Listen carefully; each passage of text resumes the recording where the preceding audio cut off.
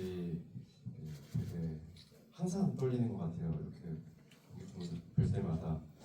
그래서 저희 GV 하면서 오늘 배우분들 다 이렇게 참석해주신 GV는 처음이라서 이따가 배우분들께 질문 많이 해주시면 감사하겠습니다. 네, 안녕하세요. 저는 서연 역할의 최혜민입니다. 지금 영화 끝나고 나서 이제 온 거여서 분위기가 아무래도 좀 그럴 텐데 이따가 얘기 좀 많이 나눴으면 좋겠어요. 그래서 궁금하신 거 있으시면 오늘 오신 김에 얘기 많이 같이 나눴으면 좋겠습니다. 와주셔서 감사합니다. 안녕하세요. 영화 허들에서 민정 역할을 맡은 배우 권희송입니다. 이런 걸 해주셔서 진심으로 감사드리고요. 또 이렇게 GV로 말씀 나누면서 뵙게 되는 기회가 있어서 새롭고 너무 좋아요. 와주셔서 감사합니다. 오늘 기대할게요. 네, 안녕하세요. 저는 영화 보셨지만 아빠 역의 문석의 김영수입니다. 반갑습니다. 영화 어떻게 보셨는지 정말 궁금하고요. 어쨌든 그리고 이렇게 한 분 한 분이 다 정말 소중한 분이셔서 저한테는 너무너무 감사드립니다. 이렇게 영화 보러 와주셔서 정말 진심으로 감사드립니다. 네, 저는 허들에서 박감독 역을 맡은 이종욱입니다. 추운 날씨에 이렇게 함께 잘 주셔서 감사합니다. 이 영화 끝나면 항상 분위기가 좀 수련해서 따로 얘기 드릴 게 없는데 어쨌든 저희랑 대화하면서 즐겁게 노는 시간 가졌으면 좋겠습니다. 감사합니다. 네, 착석하시고 이제 지금 시작해볼까요?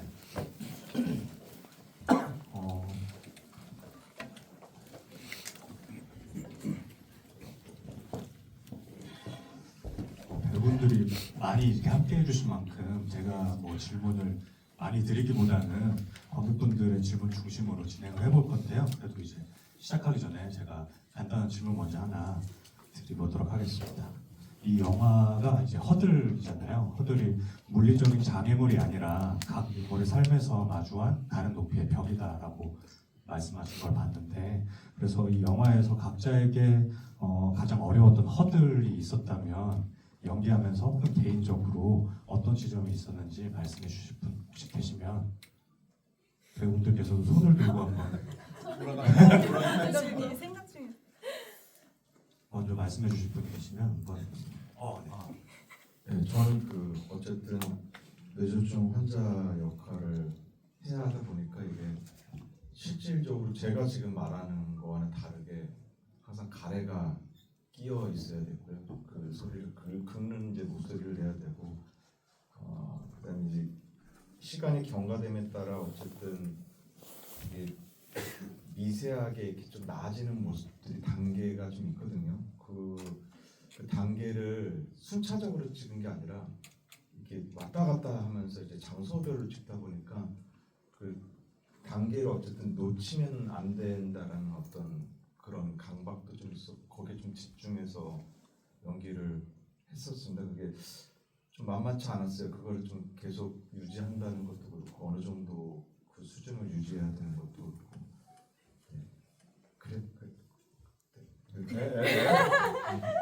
저도 하겠습니다. 저요. 해주시면 됩니다.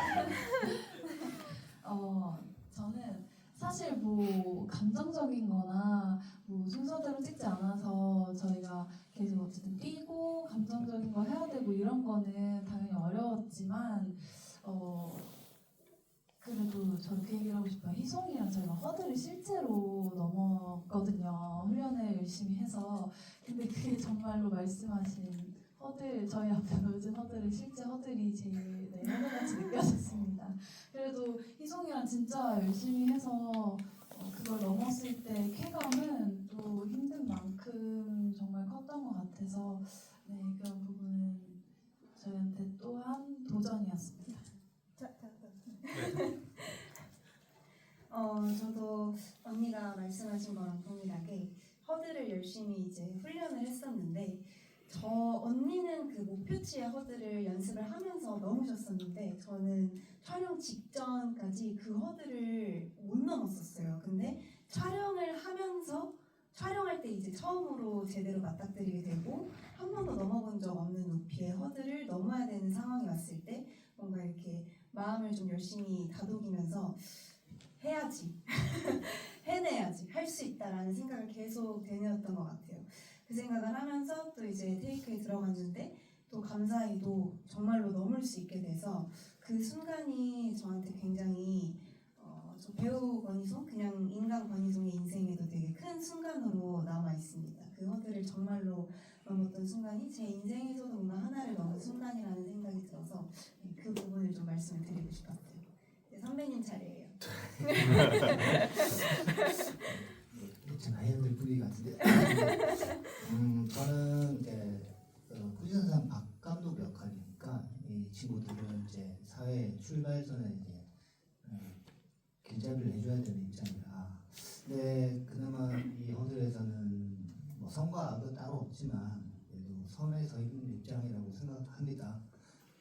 근데 자꾸 배우 개인적으로는 진짜 이 작품에서는 정말 진정한 어른이 있을까라는 생각을 계속 하게 되더라고요. 그래서 이 친구들한테 개인적인 연기로는 더 다그치고 싶고 10년을 좀 묵살게 울고 싶기도 하는 그런 갈등이 있었어요.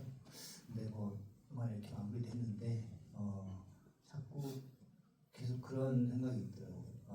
이 사회에 진짜 이 친구들한테 진정한 어른이 없구나 라는 그 딜레마에 빠져서 영화가 마무리된 것 같습니다.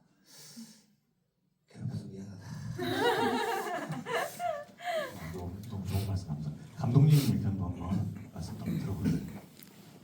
저는 이 영화를 처음 시나리오 쓸 때부터 모든 게 다 허들이었는데 시나리오 쓰는 과정도 험난했고 제가 그때 이제 육아를 같이 이제 해야 되는 상황이었어서 근데 이제 다행히 그게 만약에 그 공모전이 안 됐으면 사실 이걸 내가 계속 해도 되나라는 생각을 했을 것 같은데 그때 이제 공모전이 되고 또 1년 후에는 이제 이걸 영화로 투자를 이제 받을 수가 없어서 만들 수 있을까라는 이제 또 제작에 대한 허들이 있었는데 또 영진이에서 이제 제작 지원을 해주셨고 그렇게 어렵게 다 같이 만들었는데 이걸 또 개봉할 수 있을까 이 환경에서라고 생각할 때 또 개봉 지원을 또 해주셔서 그 허들을 하나씩 계속 넘었던 것 같아요. 되게 다들 운이 너무 좋다라고 막 주변에서 얘기를 하시더라고요. 뭐 공모전 된 것도 그렇고 제작 지원, 뭐 개봉 지원 된 게 그렇게 되게 순차적으로 되는 게 되게 어려운데 운이 좋다고 하셨는데 그 맞닥뜨린 저는 항상 그게 되게 높은 허들이었던 것 같아요. 시나리오 쓸 때부터 지금 이 개봉하는 이 순간까지. 네.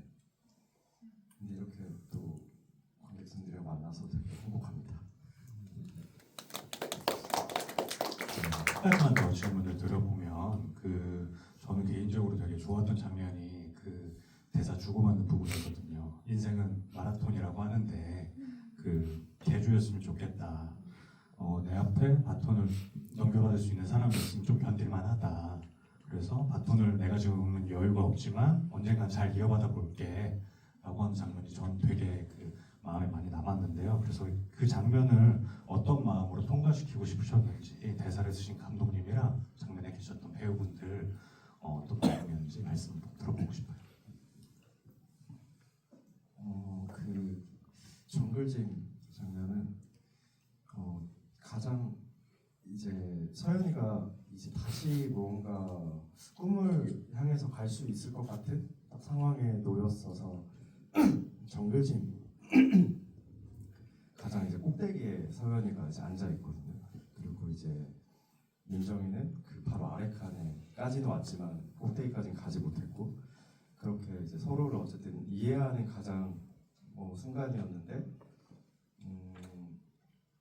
이제 마지막에 이들은 하나가 됐다고 생각했는데 서연이가 그 꼭대기에서 떨어지면서 약간 그 민정이의 위치가 더 높고 아직 올라가지 못했지만 민정이의 위치가 더 높아졌고 서연이의 위치가 바닥으로 떨어지면서 이제 약간 단상 같은 이미지를 가져가고 싶었어요. 그 시상대처럼. 그러면서 이제 그 안에서 나왔던 뭐 이야기들은 마라톤, 인생 마라톤이 아니라 개주였으면 좋겠다라는 얘기를 넣었었는데, 그게 이제 제가 이 영화에서 꼭 하고 싶었던 약간 얘기였던 것 같아요. 그 영화 초반에 박 감독님이 이제 개주는 아무리 빨라봤자 4명이 나눠 뛰는 걸 못 이긴다고 하는데, 사실 거기에서 제가 하고 싶었던 얘기는 이 감경이라는 거는 혼자서는 아무리 능력이 뛰어나도 할 수 없다. 그래서 이 여러 명의 도움이 필요하고 나눌수록 이거는 더 쉬운 일이 될 거다라는 얘기를 하고 싶었고, 그게 인생에서도 약간 뭐 마라톤처럼 혼자 뛰는 게 아니라 개주처럼 나눠서 뛸 수 있는 그런 인생이 되고 사회가 됐으면 좋겠다는 약간 느낌이었던 것 같아요.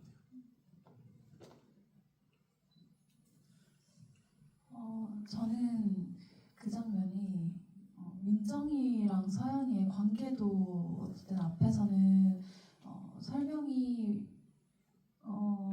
정확하게 이루어지진 않았잖아요. 근데 그런 부분에서는 우리의 관계, 과거 얘기도 그렇고, 그리고 지금 놓여진 우리의 현재 상태라던가 민정이와의 관계 안에서도 보여지는 게 많다고 생각을 해서, 사실 민정이랑의 관계에 좀 많이 집중을 하려고 했던 것 같아요. 어떤 과거가 있었을까? 그리고 또 이 친구와의 관계가 어떻길래 지금 우리한테 닥쳐진 일들이 이렇게 이토록 중요할까? 거기에서 보여질 거라고 생각해서 그런 부분들이 좀 잘 드러났으면 좋겠다. 비록 어떤 말로서만 표현이 돼야 하겠지만 거기에서 좀 잘 표현이 됐으면 좋겠다 싶었고, 그 대사 제가 정말 저도 영화에서 되게 좋아하는 대사인데, 오히려 저는 그래도 관객분들한테 그게 담담하게 제가 표현을 함으로써 각자 좀 다르게 해석을 하실 수도 있겠지만 좀 여지를 많이 드리고 싶었던 대사인 것 같아요. 그래서 저는 그런 부분을 좀 신경 썼던 것 같습니다. 그 장면이 참 민정이한테는 많이 씁쓸한 날인 것 같아요. 경기도 잘 안 됐고, 그래서 사실 그 경기 전까지만 해도 민정이는 그 경기에 되게 열정을 갖고 또 순위권에 들어가고 싶고 1위도 하고 싶고 그런 마음이 있었겠지만, 어쨌든 그날 경기로 나는 그렇게 될 수 없구나를 확인하고, 그리고 그 저녁에 나누게 되는 그런 대화인데, 처음에 그 대사를 표현하면서 보여드리고 싶었던 거는 저도 서연이와의 관계였어요. 앞전에 우리가 얼마나 긴 세월을 함께했고 얼마나 많은 것을 의지하고 있고 이런 것들을 말로 설명드린 게 아니었기 때문에, 그 정글짐에서 대화를 나누면서 뭔가 좀 서로 굉장히 의지하고 있고 또 이 정도의 장난을 칠 수 있는 사이고 그런 것들이 눈에 보였으면 좋겠다라고 생각을 하고 이제 그 장면에 몰입을 했었는데, 그거랑 동시에 좀 많이 연기하면서 씁쓸했던 것 같아요.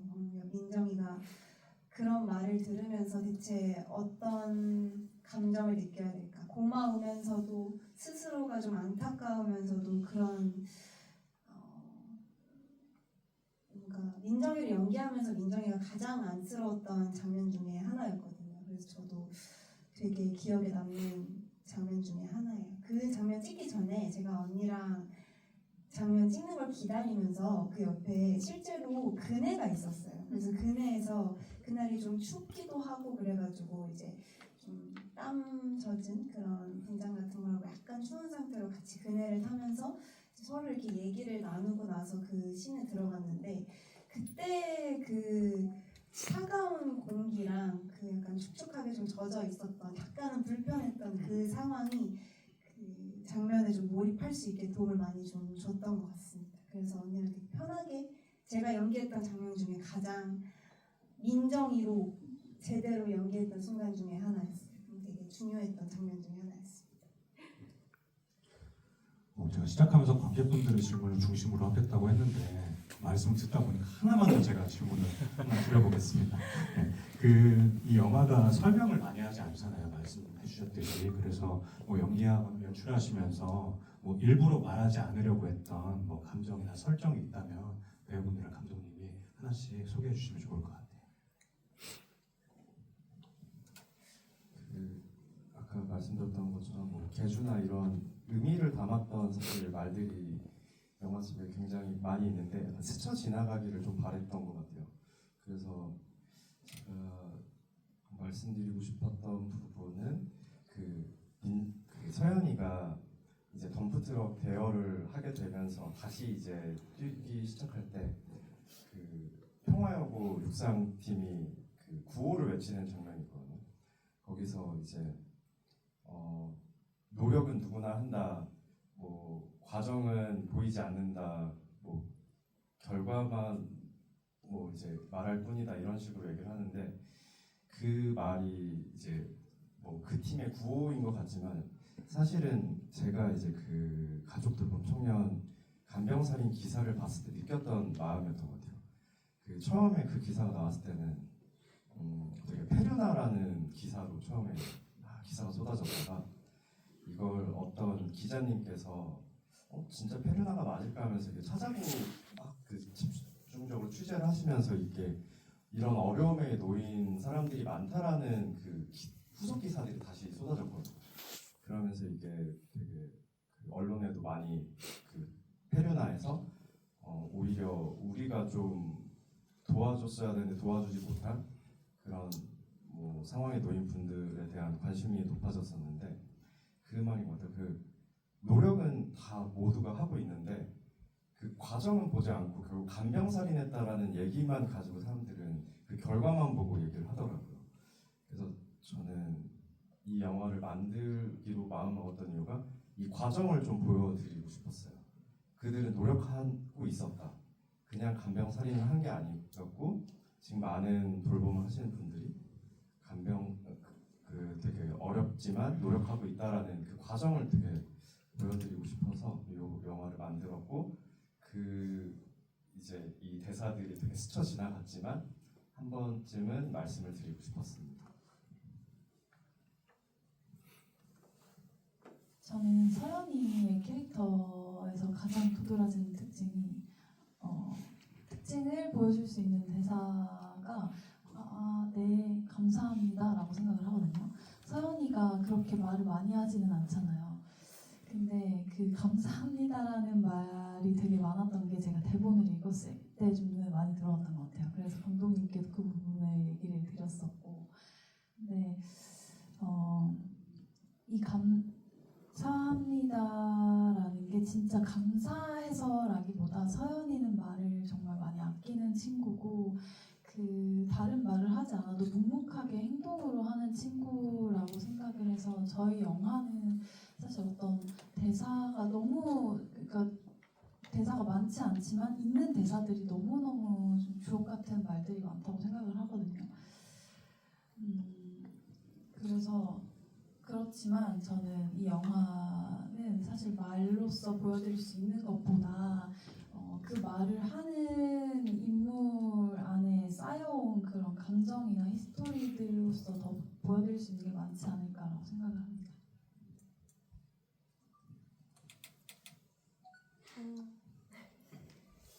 여러분 보시면 아시겠지만 저도 어제 알았는데 제 첫 대사가 욕이더라고요. 제 첫 대사가 이제 욕으로 시작하는데 이제 그 장면이 이제 뭔가 불쌍해 보이는 민정이가 불쌍해 보이는 장면이 이제 그렇게 보여지는 게 많이 불편하고 또 힘들고 창피하고 해서 나오는 그런 말이고 좀 속상해하는 장면으로 시작을 하는데 결국에는 민정이는 본인의 그런 특징 때문에 덕분에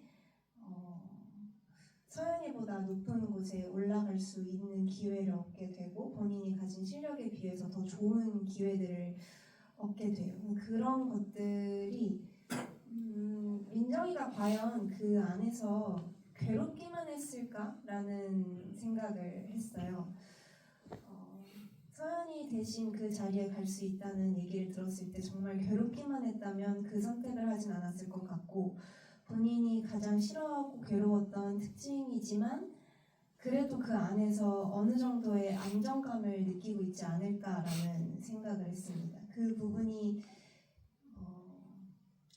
가장 숨기고 싶었던 부분이었어요. 민정이로서 뭔가 관객분들께 가장 숨기고 싶었던 감정이었던 것 같아요. 저는 말을 하고 싶었는데요. 좀 재밌어가지고 말하기도 되게 힘들었거든요. 필요한 것도 힘들었고. 네, 아무튼 처음에는 어쨌든 서먹하죠. 사춘기 딸과 아빠의 관계. 그러니까 좀 살가운 아빠는 아니었는데 중간 이제 쓰러지면서 정말 중요했던 감정은 미안함이었어요. 그래서 그 대사가 계속 반복되는데 미안하고 고맙고 사랑한다고. 이게 그 문석이 갖고 있는 정말 그 미안한 감정, 자기가 이렇게 돼서 보호를 해줄 수 없는 정말 보호자가 됐으니까. 그래서 그거 하나 가지고 갔었던 것 같아요. 그 대사가 정말 저한테는 중요한 대사였고, 그리고 저는 그때 또 영화 촬영 중에 아버지가 돌아가셨었거든요. 그래서 실제로 아버지 돌아가시고 마지막 이제 엔딩 씬도 이제 찍었는데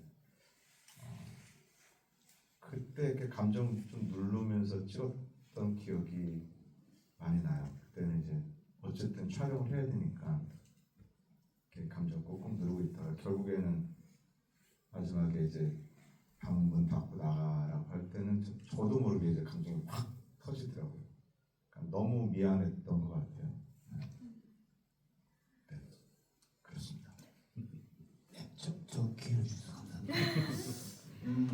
여러분들이 보셔서 알겠지만 다른 영화보다는 이렇게 메시지를 드러내거나 이렇게 하는 영화는 아닐 겁니다. 근데 대사 중에 숨어있는 것들이 많죠. 일례로 제 대사 중에 연장선에서 얘기하자면 기준은 혼자 말하다고 절대 할 수 없다.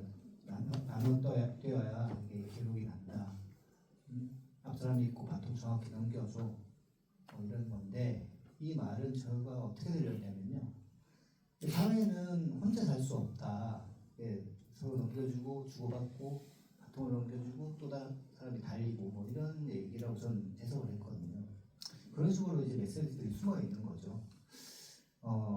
그것도 얘기 들었지만 여기 특별하게 악역이라고 어떤 부트럭해서 좀 나쁜 사람들이긴 하지만 악역이 없습니다. 근데 각자 자기 일을 하는 거죠. 각자 자기 일을 하다 보니까 세연이가 자꾸 공연에 처하고 도와줄 수 없는 상황이 있는데 그런 와중에 저가 끝나고 애드립이 생각나더라고요. 촬영 다 끝났는데 세연이가 기록이 떨어질 때가 있었는데 중간에 제가 이 대사를 한번 놓고 싶었는데 그러니까 제 입장인 거죠. 박 감독 입장에서 세연아 좀 도와줘.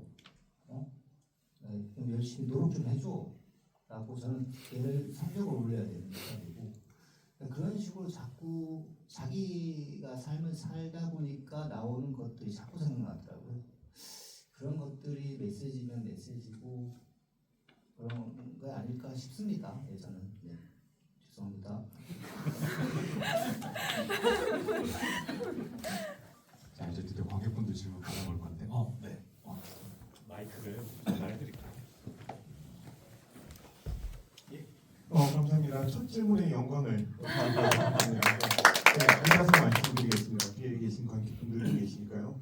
저는 그 평화여고라는 우리 그 포스터에도 나와 있지만 이 이름이 가상의 이름이겠지만 이 이름이 상당히 좀 인상적으로 다가왔습니다.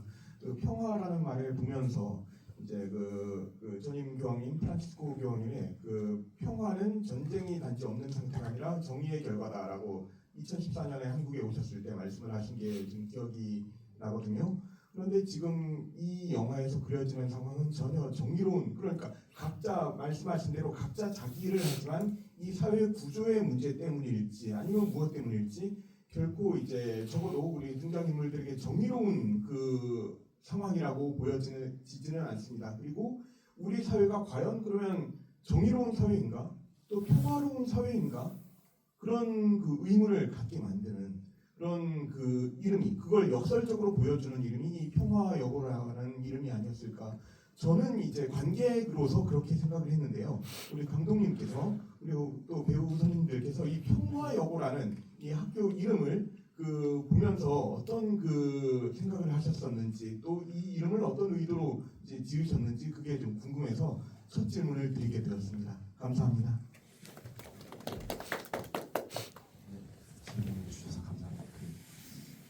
저희 이 학교 이름 지을 때 그냥 무언가 좀 사랑이 넘치는 학교 이름이었으면 좋겠다고 처음 생각을 했었고, 그래서 이제 시나리오 초고를 쓸 때부터 평화여고라는 이름을 정해서 갔었고, 그 병원이 이름은 박예병원이거든요. 근데 이제 그거는 정말 너무 운이 좋게 정말 그 박예병원이 있었고, 거기에서 이제 촬영을 허락을 해주셔서, 그래서 이 평화나 박예나 이런 좀 저는 이 사회가 좀 행복해지고 따뜻해지고 했으면 좋겠다라는 의미를 좀 담고 싶었는데, 그게 사실 뭐 크게 보이지는 않을 거라고 생각을 했었어요. 근데 이제 이렇게 봐주셔서 되게 감사하고,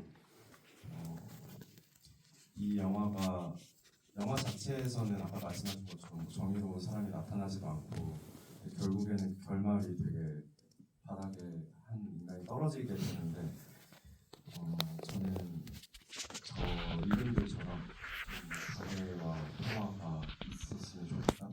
이 영화를 통해서 사람들의 마음이 조금 그렇게 온기를 나눌 수 있는 환경이 됐으면 좋겠다라는 생각이었던 것 같습니다.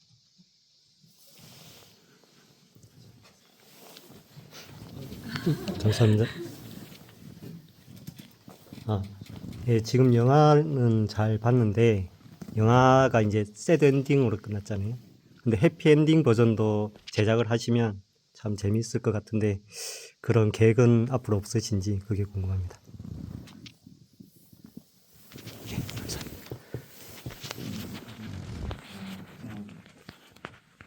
이제 해피엔딩으로 끝내면 저는 사람들이 이런 일이 있었구나로 약간 끝날 것 같아서 해피엔딩보다는 새드엔딩이 맞다라는 생각이 들었었고, 그래서 이제 이 영화를 보시고 이 영화관을 나가실 때 오히려 마음이 답답해서 한 번이라도 가족돌봄 청년이라는 단어를 검색해 보셨으면 좋겠다는 마음이었던 것 같아요. 그래서 해피엔딩이 됐으면 영화가 끝나고 해소를 좀 하셨을 것 같아요. 이런 일들을 겪은 사람들이 있고 그래도 잘 살고 있구나가 됐을 것 같아서 새드 엔딩으로 만들면서 이런 일이 있다고 그 다음이 이어지길 바랬었던 것 같아요. 그냥 마침표가 아니라 쉼표로 계속 이어져서 이 관심들이 조금 더 널리 퍼지기를 바랬던 것 같고, 요즘 드는 생각은 이걸 만든다고 해서 뭔가 해결이 되진 않는구나라는 생각이 들었고, 그래서 이 돌봄에 대한 영화를 또 생각을 해야 되나, 이렇게 한순간에 뭔가 크게 바뀌지 않는구나라는 생각을 해서 좀 돌봄 시리즈를 만들어야 되나 라는 혼자만의 생각을 하고 있었습니다.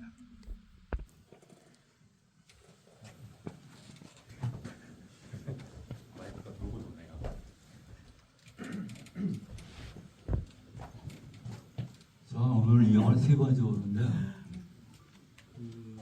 올해 영화가 달리는 영화가 이거 전에 세 개가 있었어요. 달려라 하니 100m, 그다음에 저격 질주. 이 두 개가 N이고 하나는 실사였거든요. 그 중에 하나는 한이만 봤어요. 근데 허들이라고 뜨길래 이건 다른 종류니까 봐야겠다 하고 12월 8일 날 보러 갔거든요. 이게 달리는 영화가 아니더라고요. 근데 거기다가 저랑 겹치는 얘기들이 있어가지고, 제가 그 서현이처럼 그 쪽침대에서 3년 동안 아내를 감명했거든요. 그래서 이제 그 보는 동안 도대체 뭘 봤는지 모르겠더라고요. 그래가지고 이제 한 번 더 봐야겠다 그러는데 12월 12일 날 CGV에서 배우분들하고 다 나온다고 그러더라고요. 거기에서 또 봤어요. 보고서 이제 좀 있는데 제가 연희동 살거든요. 여기서 또 한다고 그러더라고 배우분들이 와가지고. 그래서 안 볼 수가 또 없잖아요. 그 사이 인연이 이렇게 돼가지고. 근데 제가 그 간병을 하면서 그 느꼈던 중에서 그 영화에서 좀 다른 게 있는데요. 하나는 간병인을 갖다가 중환자실에 있었지만 중환자실에서 간병을 구하기 전에는 일반 병실에 보내질 않아요. 왜냐하면은 그 특히 서현이처럼 어린애가 간병한다고 생각을 그런 그 병원 책임이기 때문에 일단 간병인이 정해지거나 그 본인이 무슨 간호사를 하고 있다거나 그러면 일반 병실로 보내주지 그 다음 내보내지 않아요. 그 다음에 그 아버지가 누워 있는데 그 위에 석션 병이 있잖아요. 근데 안에는 이 삽관을 하고서 8개월 있었거든요. 그럼 간병할 때 석션을 해내야 되는데 석션 없이 해가지고 그 위에 병에 들어가는 거 가래가. 그러니까 그거는 잘못 붙여놓은 거니까 영화에서 틀린 거니까 오게티처럼 원래 이 삽관한 자죽이었으면 그 뒤에 있는 그 석션 그 병도 없어야 돼요. 이상합니다.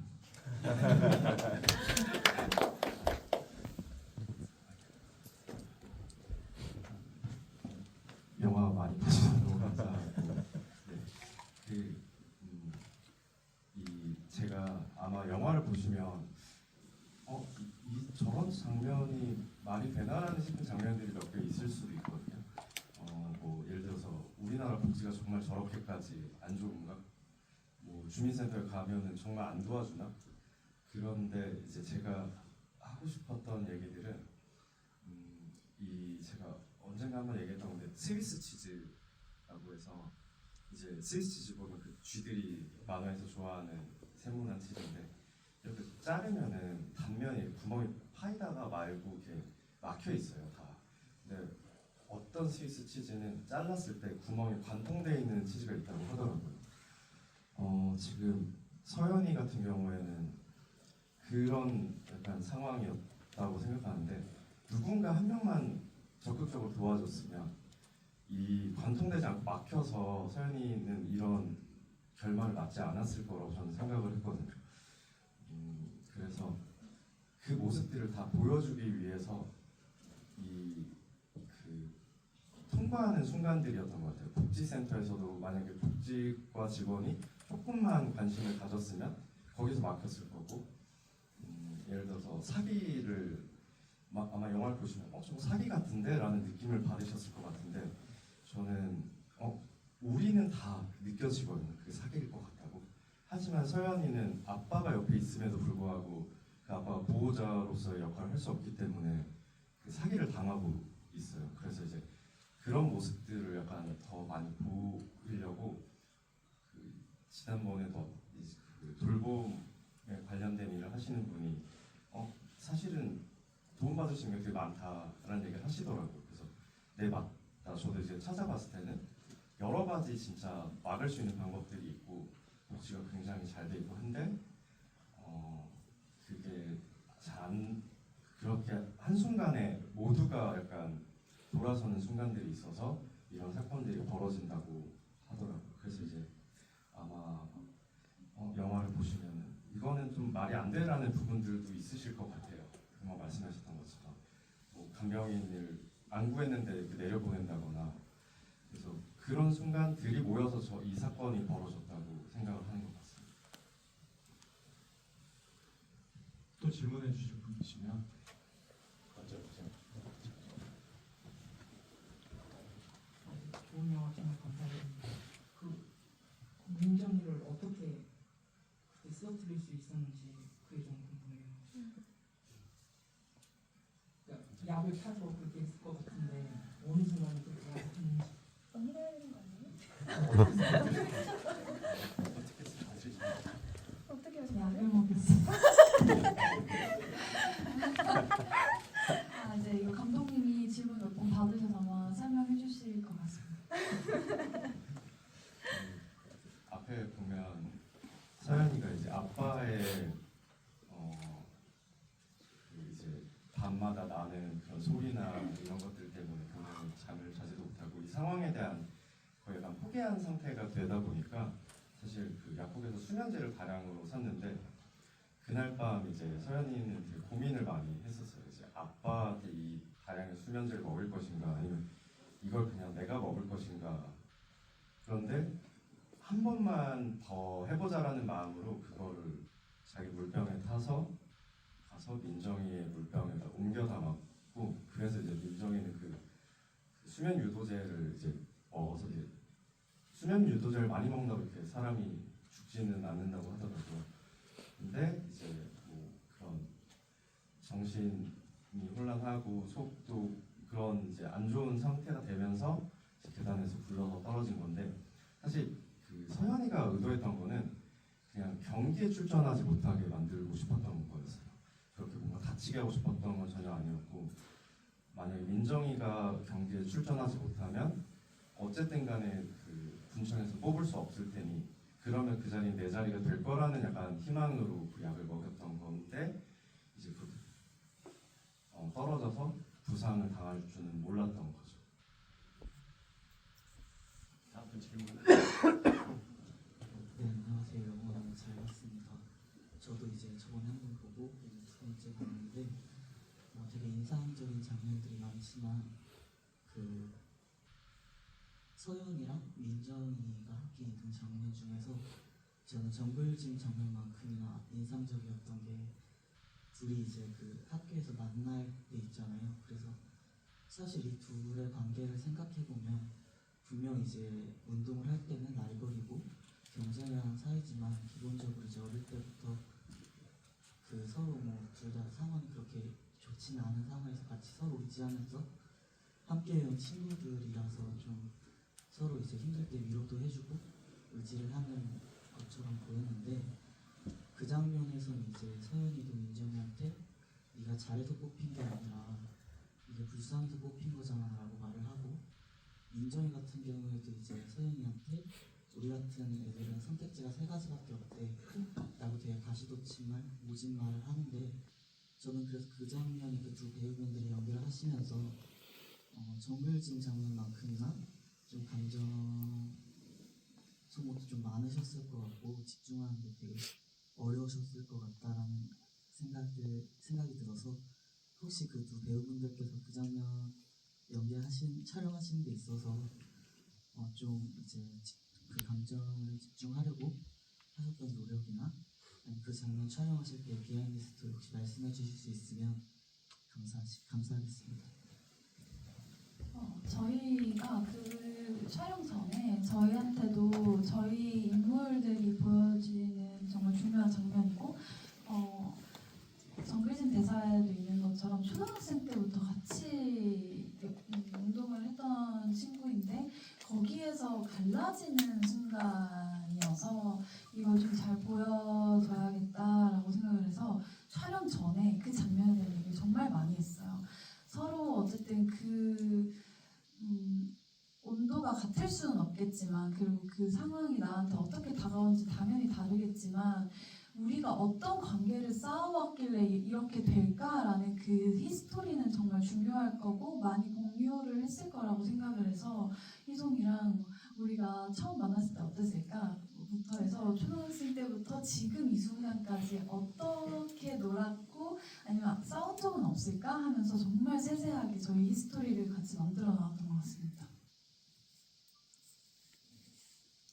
맞아요. 그래서 저도 그 전에 사전에 언니랑 같이 민정이랑 서연이의 그 서사들을 이야기를 많이 했었기 때문에 뭔가 그 장면 안에서 서연이에 대해서 뭐랄까요, 그 복잡한 감정, 되게 슬프기도 하고 미안하기도 하고 또 어떻게 해야 될지 모르겠는 감정들을 또 많이 표현을 했었던 것 같고, 그리고 저는 이 대본을 전체적으로 읽었을 때 그 정글짐 장면에서도 확인하실 수 있겠지만 원래는 민정이가 먼저 육상을 시작했고 민정이가 더 잘했어요. 근데 그 다음에 서연이가 시작하게 됐는데도 불구하고 민정이는 계속 서연이보다 부진한 성적을 유지를 하고, 서연이가 1등할 때 민정이는 1등을 달지 못하는 그런 상황들이 지속되는데, 저는 민정이라는 인물을 해석할 때 또 대본을 처음에 봤을 때 민정이가 서연이를 질투하고 있다 뭔가 이런 느낌은 받아본 적이 없거든요. 저는 그거는 뭔가 민정이가 서연이를 얼마나 오랜 시간 동안 봐왔고 얼마나 아끼는지를 보여주는 반증이라고 생각했어요. 그래서 민정이로 연기를 할 때 서연이를 아끼는 마음이 뭔가 경쟁자로서의 육상을 바라보는 마음보다 훨씬 더 월등해야겠다는 생각을 했기 때문에 그 장면을 연기할 때도 서연이의 존재 자체가 저한테 어떻게 존재하고 있는지 자체를 많이 생각을 했던 것 같고, 제가 기억에 남는 거는 저의 허들 첫 촬영 첫 씬이 그 장면이었어요. 이렇게 순서대로 진행되는 게 아니어서 뭔가 그 장면을 딱 처음에 촬영장 가자마자 촬영해야 되는 상황이라 그 전에 되게 정리를 많이 배우로서 하고 가야 되는 상황이었는데, 처음에는 사실 긴장도 좀 하고 했기 때문에 또 쟁쟁한 선배님들도 계시고 하셔서 많이 어렵고 또 긴장도 됐는데, 언니가 연기하다가 제 눈을 바라보고, 정말 기억에 남는 장면인데 제 눈을 바라보고 희송아, 나는 너 정말 소중한 사람이야. 내가 너의 정말 소중한 친구야. 잘 생각해봐. 너 지금 나한테 어떻게 하고 있는지 생각해봐. 이런 얘기를 했었어요. 그냥 눈을 보고 그냥 촬영 안 하고 있을 때 제 손을 이렇게 툭툭 치면서 희송아, 내가 너한테 어떤 존재인지 생각해봐 라고 했는데, 그 다음이었나 오케이가 났던 걸로 기억을 해요. 그때 정말 사전에 많이 얘기를 했기 때문에 그 촬영 장소에 갔을 때 우리가 의상을 입고 분장을 했을 때 민정이로서 서연이로서 존재했던 것 같습니다. 그게 좀 많이 기억에 남고 또 도움이 되는 그런 순간이었어요. 질문 있으시죠?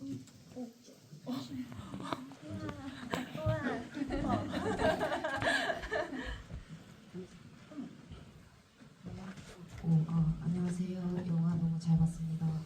그 영화에서의 배역이랑 일상생활에서 배우님의 차이점이나 공통점이 있으면 알려주실 수 있을지. 역으로?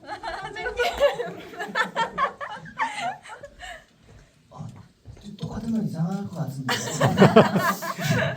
근데 뭐 당연하게 뭐 제 안에서 나오는 게 있겠죠. 일상생활에서도 저에서 출발하는 것도 있겠고.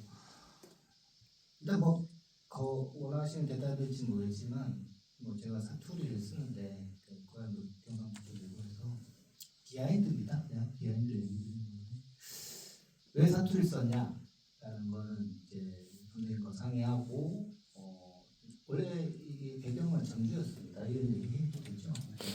이게 촬영지나 이런 게 바뀌다 보니까 연천 쪽으로 이렇게 변환되는데, 저 또한 사회적으로 휘둘리다 이제 뭐 일단 서연이처럼 이렇게 유능한 선수는 아니었고요.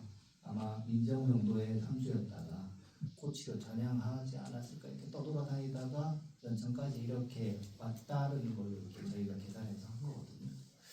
그래서 뭐 사투리를 하고 이렇게 나름 이렇게 서사를 만들었는데, 이 질문이 아니었죠? 그냥 똑같은 점도 있고 다른 점도 있습니다. 죄송합니다. 저는 정말 다른데요.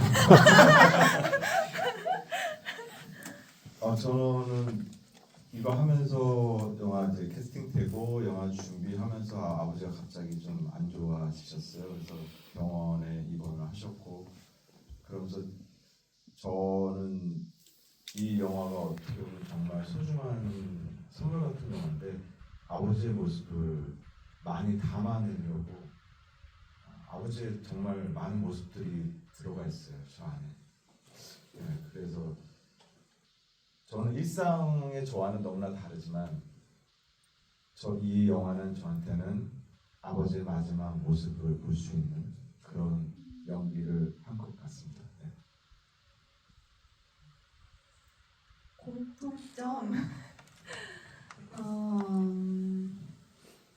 공통점이라고 하면 민정이가 서연이를 아끼는 마음이 상당히 큰데, 저 인간 권희송이라는 사람도 친구들을 굉장히 아끼고 사람을 굉장히 좋아하고 이런 특징들이 있는데요. 있는데요.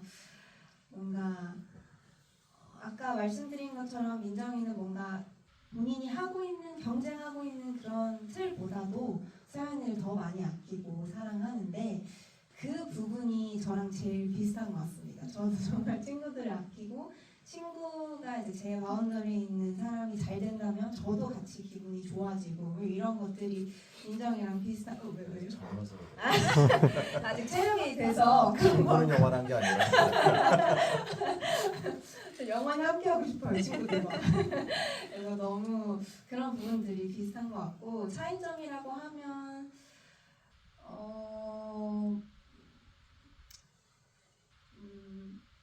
그런 마음들이 좀 있어서 저는 그 생각을 했거든요. 민정이가 한 번도 서연이 아버지를 뵌 적이 없을까 영화 속에서 그런 생각을 했는데 만약에 저였다면 이미 간병을 가지 않았을까라는 이미 곁에서 간호를 도와주고 있었을 것 같은 생각이 들어서 좀 답변이 도움이 되었으면 좋겠습니다.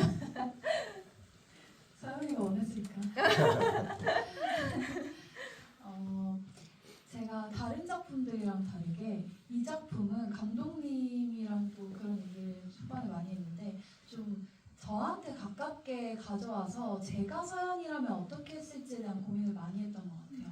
이전에는 워낙 극단적인 캐릭터들을 많이 하기도 했고 해서 나랑 좀 다르게 저라는 배우를 아예 떼어놓고 캐릭터를 고민을 많이 했는데 서연이를 고민할 때는 나라면 어떻게 했을까? 나로 끌고 와서 고민을 되게 많이 해서 사실 비슷한 점이 굉장히 많은 것 같아요. 다만 상황이 다르겠죠, 놓여진.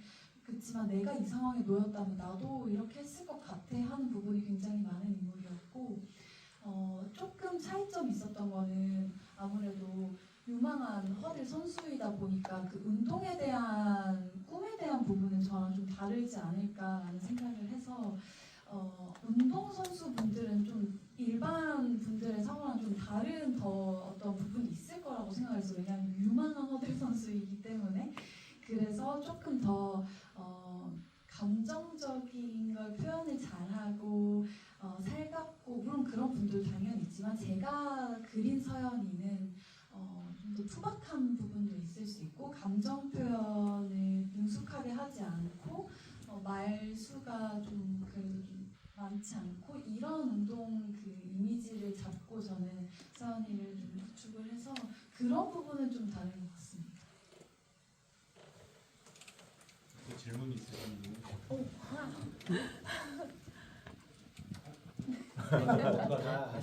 다 어차피 다 가위바위보 한번 앞에서 해볼까요? 네. 이따가 세 분이서 가위바위보 하시면 안녕하세요. 저는 이제 현재 고등학생이어서 지난주에 이 사회 차원, 사회적 차원에 대해서 도움을 주는 과목에 대해서 공부를 하고 이제 시험을 보고 있는 상태인데요. 이제 거기서 배웠던 내용들이 영화에 나와서 굉장히 재밌게 봤고 그거에 대해서 알아볼 수 있어서 좋았는데요. 근데 제가 공부할 때 당시에는 선생님들께서 이게 실제로 잘 되고 있고 되게 비판적인 부분에 대해서는 잘 안 말해주셨는데 이렇게 되게 직설적이게 어떻게 보면 직설적이게 표현은 하신 걸 보고 굉장히 재밌게 봤습니다. 아 그리고 제가 질문 드리고 싶은 거는 이 영화 제목이 허들이고 이제 메인 주제가 운동 선수가 이제 메인이 되는 주제인 것 같은데요. 이게 왜 하필 그 추론적인 주제가 허들로 표현이 됐는지 다른 물체가 다른 요소로 이게 선택 가능하지 않았는지 그에 대해서 좀 궁금합니다.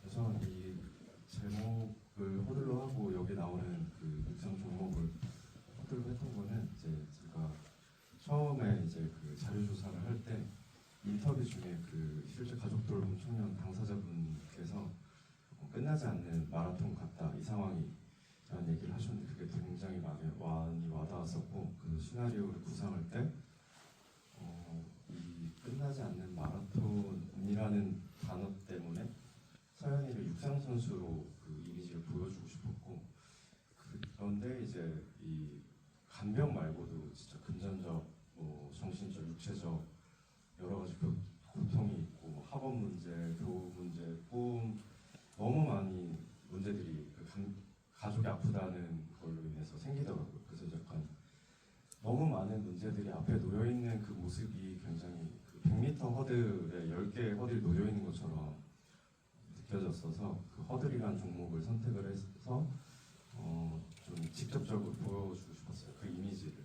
이 서연이가 마지막에 넘지 못했던 그 허들이 서연이 눈에 얼마나 높게 보였을지를 보여주고 싶었어서 허들을 선택을 했고 그 지금 복지에 대해서 선생님들이 이제 좋다라고 얘기를 하신다는데 저도 복지가 잘 돼 있다고는 생각을 해요. 근데 이제 약간 저는 그 복지라는 게 정수리 같은 거라고 생각하는데 되게 큰 알갱이들이 있고 거기에 빈 공간들을 이제 작은 알갱이들이 채워야 되는데 이게 분명히 어떻게 해도 허점이 있고 구멍이 있거든요. 거기로 이제 물이 떨어지는 건데 이 작은 알갱이 점점점 작은 알갱이들을 많이 넣을수록 이 구멍들이 다 메꿔지는 건데 지금 잘된 복지가 잘 되어 있지만 아직은 이 허점들이 굉장히 많이 크다라는 생각이 들어요. 그래서 이제 더 작은 알갱이들을 모아야 되는데 그게 약간 저는 이제 사람들의 관심이라고 생각을 하거든요. 이 관심들이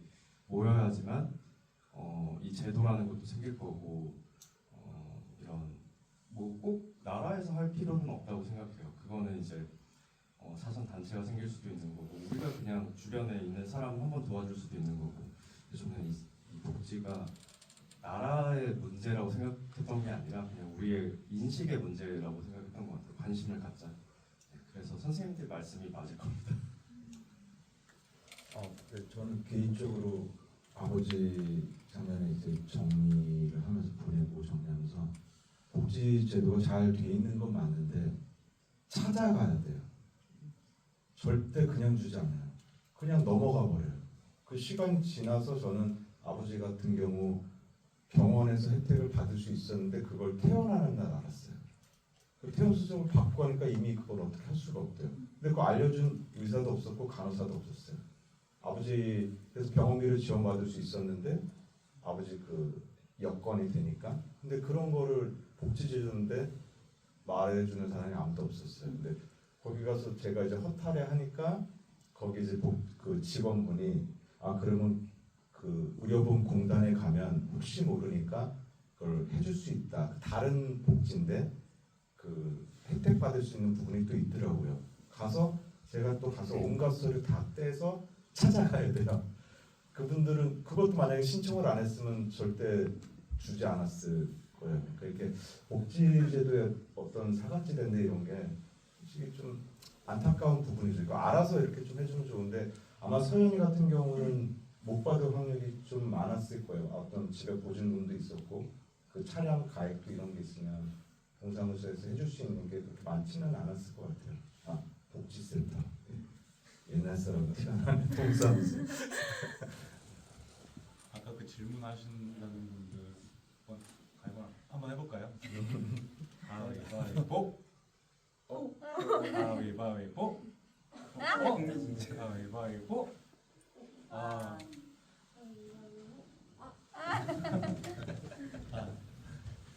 저는 우선 감독님께 질문 드리고 싶은데요. 제가 독립영화를 자주 보다 보니까 좀 반가운 분들이 좀 나오시더라고요. 서석규 배우님이랑 이유경 배우님 그리고 오태영 배우님 어떻게 캐스팅했는지 물어보셨어요. 우선 외숙모 역할로 나오셨던 이유경 배우님은 제가 이제 다른 영화들을 봤을 때 그 양은주 배우님 외삼촌으로 나오셨던 양은주 배우님이랑 같이 나오셨던 영화 한 2편 정도 있었는데 독립 영화. 저 그때 너무 그 두 분의 합이 너무 좋았었고 그래서 이번에 꼭 부부로 같이 나오셨으면 좋겠다는 생각이 들어서 연이 없었는데 연락을 드렸었어요. 이렇게 꼭 두 분이 같이 출연을 해주셨으면 좋겠다. 너무 흔쾌히 바로 하겠다라고 얘기를 해주셨고 얼마 전에도 이 영화를 따로 그 따님이랑 보러 오셔서 눈물 흘리고 가셨는데 그래서 이 영화를 되게 좋아해 주셔서 캐스팅은 바로 됐었고 이제 오태경 배우님 같은 경우에는 얘도 원래는 처음에 제가 시나리오를 쓸 때는 조금 우식이 지금은 이제 문석의 후배로 약간 나오는데 원래는 친구로 설정을 했다가 오태경 배우님께 이제 시나리오를 드리면서 이제 오히려 수정을 했었어요. 이제 약간 그 기태라는 친구가 사기를 치는데 이걸 너무 처음부터 관객분들한테 사기꾼이야라고 소개를 할 수가 없더라고요. 그러면 이제 뭐 나중에는 다 사기인 것처럼 느껴지지만 그래서 이걸 누가 좀 중화를 시켜줄 수 있을까라는 생각을 했었는데 그때 오태경 배우님이 들어오셔서 우식을 하시면 뭔가 시선을 가져갈 것 같다는 생각이 들었어요. 그래서 기태가 사기꾼이 아니라 우식이 사기꾼인가? 우식도 한패인가? 약간 이런 느낌을 좀 주고 싶었는데 그걸 오태경 배우님이 굉장히 잘 저는 해주셨다고 생각을 했고 서석규 배우님은 아마 그 캐스팅은 되게 바로 이제 의사 역할을 해주셨는데 현장에서 되게 많이 힘들어하셨어요. 저희가 이제 아무래도 의료 자문으로 이제 의사 선생님이 와서 계셨는데 옆에 계속 저희가 대사를 현장에서 수정을 해가지고 아마 준비하셨던 거를 다 이제 하시기가 힘들 거고 그러니까 이게 의사 선생님이 쓰는 말이 아니면 옆에서 이제 자문해주시는 선생님이 계속 수정을 하셔가지고 사실 오케이를 제가 오히려 이제 그 의사 선생님한테 오케이 해도 되나요? 약간 이렇게 갔었거든요. 그래서 서석규 배우님은 그날 굉장히 힘들어하면서 촬영을 하셨고 그래서 제가 그때 촬영장 죄송하다고 다음에 또 함께 하면 그때는 절대 대사 수정 안 하고 현장에서 하겠다고 얘기 드렸었던 것 같아요. 질문을 네, 그 대구에서 서울로 매주 4주째 지금 허들과 함께 달리고 있는데요. 제가 궁금한 건 이제 그 민정이의 물에 이제 약을 탔잖아요. 그래서 근데 이제 그 민정이가 그 사실을 알게 될지 그리고 이제 그 알게 됐으면 이제 나중에 그 두 명의 우정이 어떻게 됐을지 궁금하더라고요. 네, 혹시 어떻게 됐을까요? 두 사람 우정은?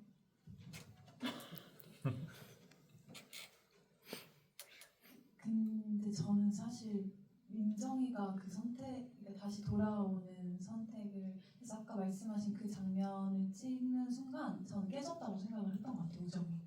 왜냐면은 그냥 내가 그때 그냥 한순간 싸우고 끝이 아니라 저 친구가 이 결정을 했다는 건 나를 버렸다의 정도의 감정으로 사실 생각을 했어가지고 그래서 저는 이미 깨졌다고 생각해요. 그게 물론 이 친구에 대한 증오고 막 이렇게 바뀐 거는 아니지만 저도 이 친구를 아직도 너무 애정하고 사랑하고 응원하지만 그게 없었다고 해도 과연 다시 이게 쉽게 복구가 됐을까라는 생각과 진짜 미안한 것 같아요. 진짜 왜냐하면 아까 감독님 말씀하신 것처럼 이 친구를 다치게 하고 싶었던 것까지는 아니었거든요. 그래서 이후에 희송이 병원 장면 갔을 때 많이 슬퍼하는 것도 내가 이렇게까지 이 친구를 다치게 하고 싶었던 건 아닌데 그냥 내가 되고 싶다는 그 마음 하나였을 뿐인데 라는 생각이었던 것 같습니다. 죄송합니다. 제가 그렇게 키운 건 아닌데. 아니에요, 아빠. 사실 민정이한테 그 사건이 어떻게 서연이가 나한테 그럴 수 있지라고 다가오기보다는 민정이한테도 그 기회가 정말 사랑하던 서연이보다도 놓칠 수 없었던 기회였기 때문에 그렇게 행동할 수밖에 없었던 거라고 생각을 해서 민정이한테 사실 그 정신을 잃었다 깨었을 때 맨 처음으로 다가왔던 게 서연이가 내 물에 약을 탔다고가 아닐 것 같아요. 그냥 나한테 있었던 마지막 실막 같은 희망까지도 사라졌구나라는 마음이 제일 먼저 들 것 같아서 사실 민정이한테는 그 상황에 대한 민정이도 그 결정을 들었을 때 자기 머릿속에 여기 이렇게 되면 그 다음 단계가 있고 다음 단계가 있고 눈앞에 있는 이제 허들들이 예상 가는 높이가 있었을 텐데 그것들이 전부 다 무너져버리고 달릴 수 있는 트랙 자체가 사라졌다라는 느낌이 들어서 사실 서연이와 민정이의 우정이 제일 먼저 눈에 띄지는 않았을 것 같습니다. 민정이도 그냥 무너진 채로 조금 몸도 마음도 어떻게 회복됐을지 약간 가늠이 가지는 않아요. 정말 많이 무너졌을 것 같아서. 마지막으로 그 가위바위보 해주신 마지막 질문 한번 바라보고 선수를 정한 거였군요. 팬이었습니다. 물론은 저 이렇게 안 와서 잊어버린 것 같은데 저 민정이 동생이 너무 인상적이었거든요. 나올 때마다 너무 귀엽고 근데 사실 저는 서연이가 병원에서 민정이 동생이 파인애플을 들고 오는 걸 보고 그때 이제 엄청 후회를 하면서 진심으로 뉘우치고 다시 우정이 붙을 것 같다고 생각을 했었거든요. 근데 다르게 생각하셔서 좀 희망적인 생각을 가져봤고요. 그래서 이제 그 민정이 동생 캐릭터를 어떻게 넣었었고 실제로 연기할 때는 어떤 이제 이렇게 관계로 생각하시고 이제 이렇게 했었는지 궁금했었고요. 죄송해요. 감독님께는 이제 민정이가 동생을 돌보는 장면은 없잖아요. 그러니까 돌봄, 가족 돌봄, 청소년일 텐데 일종의 좀 이제 어려움이 있는 동생을 돌보는 일종의 그런 돌봄을 하고 있을 텐데 그 부분은 왜 빠졌는지 사실 궁금했어요. 그 이제 민정이가 이제 할머니 밑에서 부모님이 어렸을 때 두 분 다 사고로 돌아가셔서 할머니 밑에서 이제 동생이랑 길러졌는데 동생도 이제 그 약간 지적 장애가 있는 상황이었고 이거를 저는 굳이 이제 장면으로 보여주지 않더라도 충분히 느끼실 수 있을 거라는 생각이었고 사실 이게 영화의 거의 대부분의 거의 98% 정도가 서연이가 나오거든요. 그래서 저는 이 서연이라는 인물한테 계속 집중을 하고 싶었던 것 같아요. 그래서 이제 저희가 아무래도 영화 큰 스크린으로 보는 영화임에도 불구하고 조금 굉장히 막 타이트하게 계속 영화를 찍었었는데 그게 서연이를 계속 보여주고 싶었던 것 같아요. 이 서연이한테 집중을 좀 해달라라는 약간 그 느낌이었고 그러다 보니까 최대한 그 다른 인물의 상황을 설명하지 않아야겠다라는 게 좀 있었는데 부득이하게 이제 민정이의 상황을 설명을 좀 하긴 해야 됐어서 뭐 전화 통화를 한다거나 그 동생을 계속 데리고 다녀야 되는 상황을 만들었었고 이제 또 서연이가 안 나오는 씬은 이제 그 감독실에서 모의를 하는 거기에는 이제 서연이가 나올 수 없어서 유일하게 안 나온 씬인데 저는 계속해서 그냥 서연이한테 집중을 시키고 싶었었어요. 네, 이제 시간이 다 돼서 이제 거의 이제 마지막 인사 한 번씩 부탁드립니다. 네, 아무튼 제 영화를 이렇게 도와주셔서 감사합니다. 이렇게 수준 높은 질문도 해주셔서 감사하고요. 뭐 저는 뭐 또 이렇게 영화를 찍고 또 기회가 되면 여러분들 찾아뵙고 그렇게 반복을 할 것 같습니다. 이제 연말이 마무리 되어가는데 정말 마무리 잘하시고 각자의 허들이 있겠지만 잘 뛰어넘고 새해 복 많이 받으십시오. 감사합니다. 영화 아바타가 개봉했는데 이렇게 소중한 시간에 저희 영화 허들을 찾아주셔서 정말 너무너무 진심으로 감사드립니다. 모두들 복 받으실 거예요. 네, 정말 감사합니다. 네. 이렇게 도파민이 가득한 세상에서 깊은 의미를 가진 영화를 봐주시고 또 많은 생각들을 거쳐서 질문까지 해주셔서 진심으로 뜻깊은 시간이었고요. 배우로서도 많은 깨달음을 얻고 가는 시간이었던 것 같습니다. 진심으로 감사하고요. 크리스마스 잘 보내세요. 저희 영화 이거 찍으면서 저희의 이런 마음이 가닿기를 바라는 그거 정말 그 마음 하나로 열심히 했는데 그래도 오늘 이렇게 깊게 잘 봐주신 것 같아서 너무 감사하다는 말씀 드리고 싶습니다. 네, 또 엔차 관람해주신 것도 너무 감사하고 오늘 와주셔서 그리고 시간 내주셔서 너무 감사합니다. 제가 이 영화를 세상이 조금 따뜻해졌으면 좋겠다라는 마음으로 만들었었는데 지금 이 추운 겨울에 여러분들이 이 영화를 봐주셔서 저는 정말 1%라도 0.1%라도 이 세상이 따뜻해지지 않았을까라고 생각을 해요. 아마 지금 저희가 움직일 수는 저는 나서서 뭘 하자라는 느낌은 아니었고 그냥 알고는 있자라는 마음이었어서 여러분들께서 영화를 보시고 이런 상황에 놓인 사람들이 있다라는 걸 알아주셔서 너무 감사하고 이렇게 찾아와 주셔서 또 감사합니다. 네, 오늘 GV 함께 해주셔서 너무 감사하고요. 이제 마무리하도록 하겠습니다. 관객분들은 출구로 퇴장하시고 게스트분들은 입구로 퇴장하시면 되겠습니다. 감사합니다.